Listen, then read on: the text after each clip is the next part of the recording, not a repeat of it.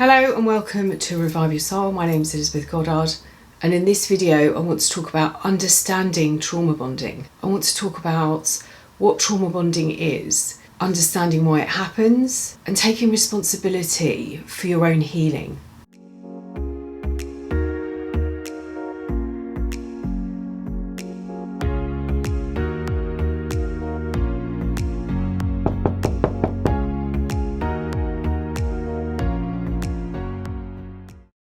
We develop bonds in childhood for survival with our caregiver, our parent, whoever's looking after us, our main carer.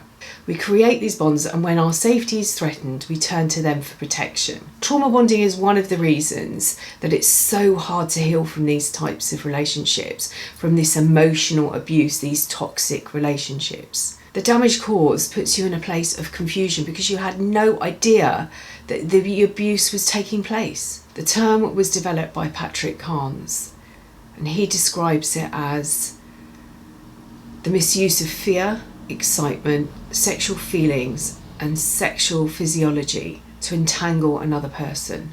Bonding happens in all types of relationships, but this was one-sided. You bonded to them, they didn't bond to you. When our safety is threatened in some way, we turn to our caregivers, to our tribe for protection, and bonds can be created over a short period of time. Bonding is a process that makes people more important to each other.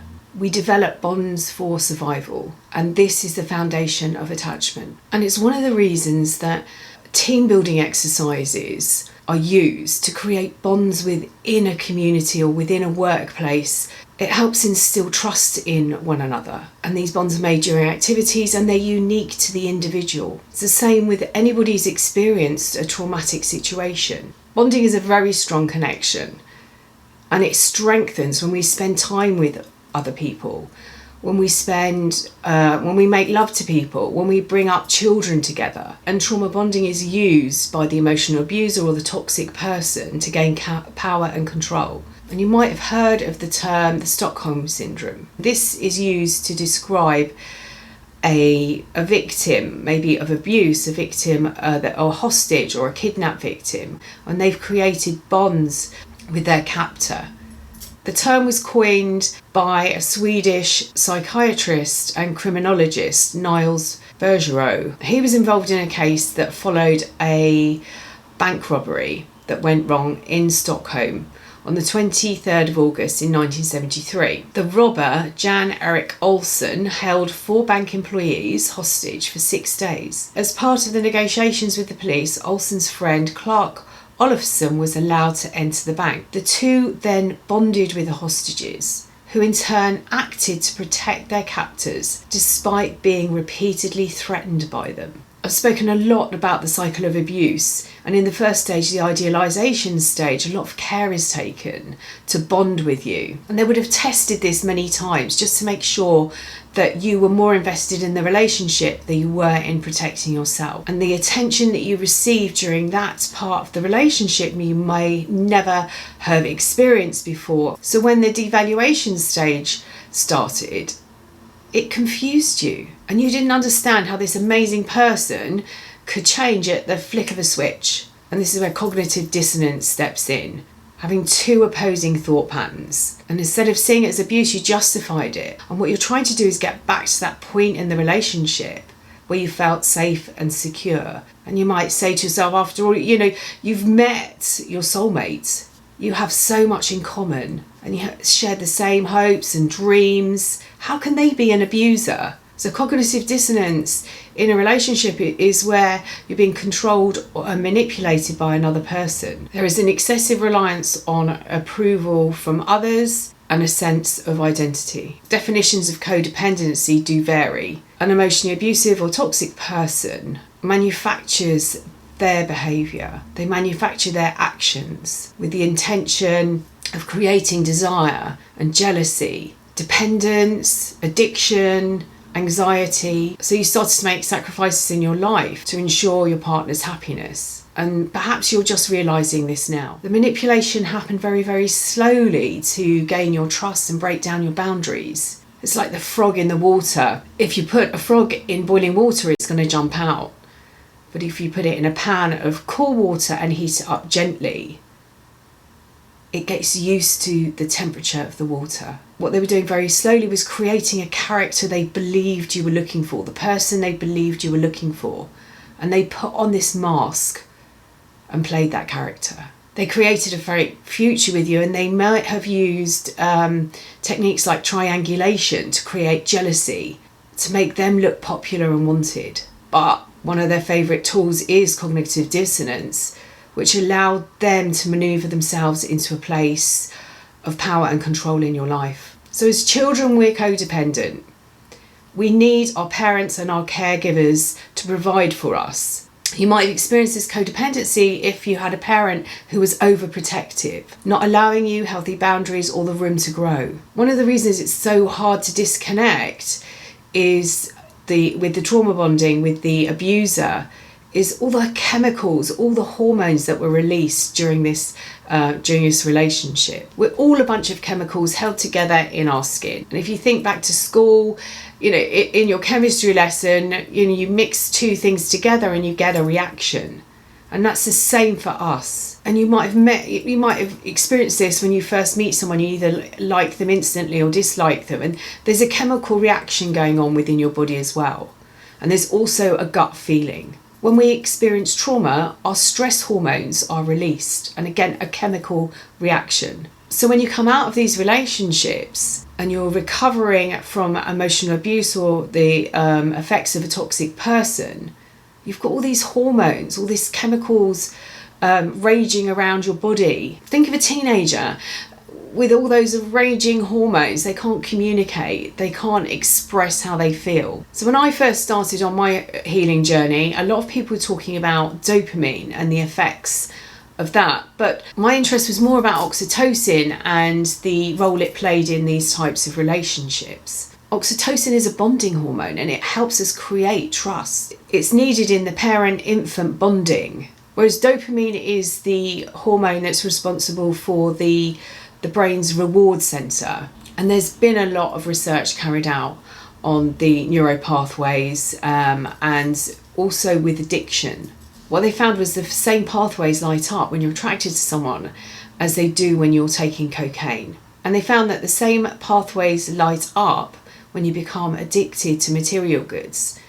And they also light up when you become emotionally dependent on another. You might find people describe the end of the relationship as like a withdrawal from a drug. And if there's too much dopamine created during these relationships, it turns into an unhealthy emotional dependence on another person. And it's the same with oxytocin. And they say too much of a good thing can be bad for you. So it is true. And they did studies on MDMA and GHB. They found that oxytocin may be the hormone behind the feel-good, sociable effects that the chemicals produce. They cause this person to disassociate from their environment. They act out of character, and they even act recklessly. Oxytocin is the bonding hormone that encourages or reinforces the positive feelings we have towards people we love. It reminds us why we like these people, and it increases our affection towards them. So if you go back and look at the relationship, this manufactured relationship,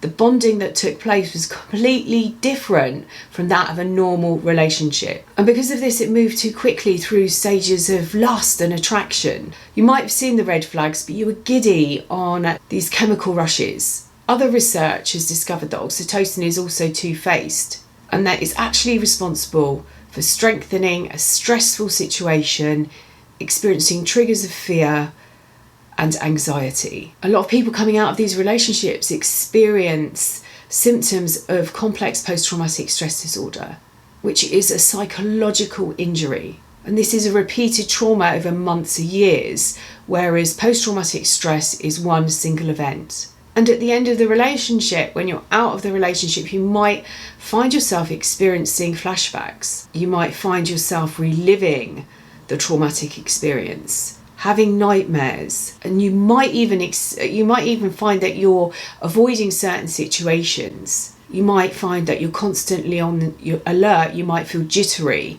and you might be easily startled. Now, stress can be helpful. It can be healthy. It keeps us on our toes. It keeps us alert. when it's experienced over a long period of time, is very harmful. And if you're out of the relationship now, it's your responsibility to do the healing. It's your responsibility to put in the work.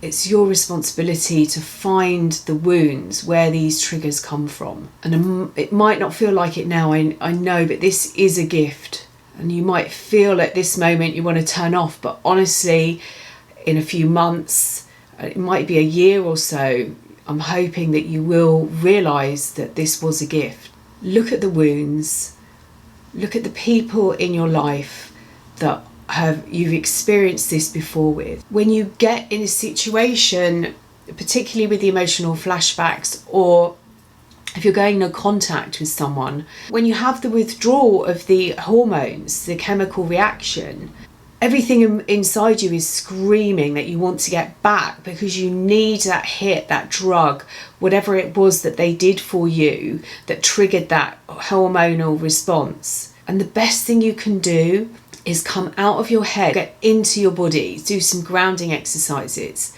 Just below your belly button is your sacral. And if you can breathe into that point, just take your breath right down below your belly button and have your feet, if you can, bare feet on the floor.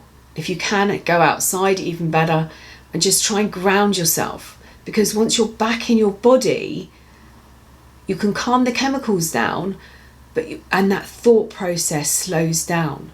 And you can then view the relationship objectively.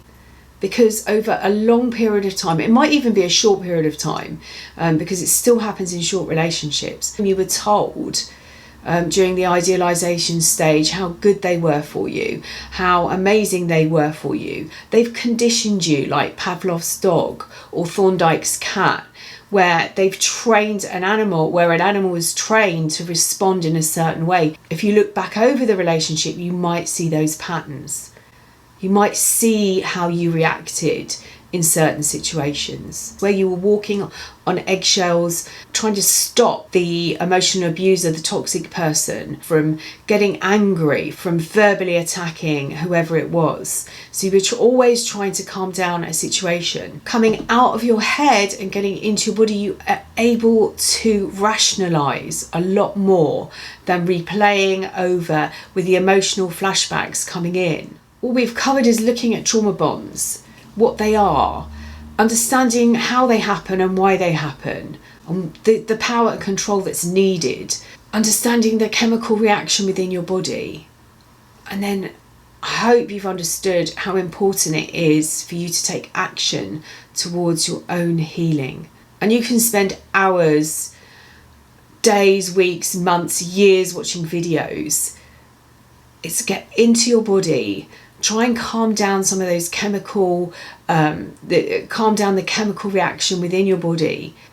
So try some grounding exercises. You can find this and loads more information in my book, The A to Z of Emotional Abuse. It goes into more detail about the words you hear and come across on your healing journey. And at the back, there's some exercises that you can do that will help take steps towards breaking away finally and healing these relationships, healing the wounds, so you never have to experience this again. Or if somebody comes into your life and you see the red flags, that you're able to say straight away, no, I'm sorry, I'm not available for that.